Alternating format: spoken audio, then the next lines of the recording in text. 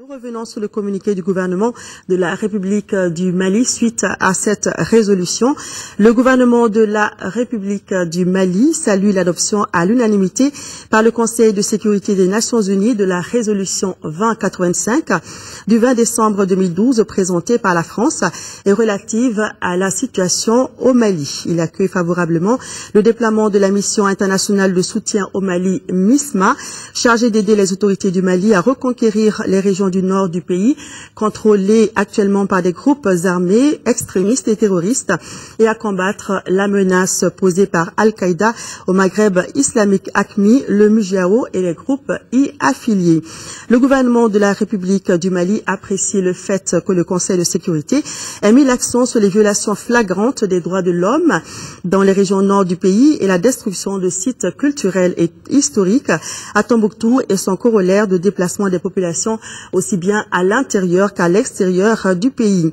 Le gouvernement de la République du Mali remercie la communauté internationale pour les actions multiples de soutien en faveur des dites populations. Il mettra tout en œuvre afin que le volet politique de la résolution, notamment le rétablissement de l'ordre constitutionnel par l'organisation d'élections présidentielles et législatives crédibles, se déroule conformément aux termes de la résolution.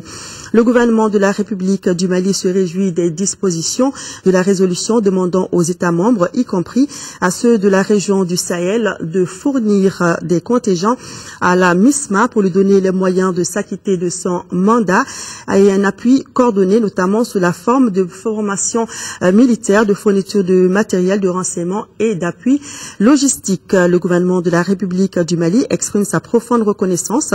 aux pays membres du Conseil de sécurité et à l'ensemble de la communauté internationale pour les efforts déployés et ont abouti à l'adoption de la présente résolution. Et puis nous rappelons que nous commençons à recevoir les réactions de certains groupements politiques et de la société civile qui saluent tous l'adoption de cette résolution.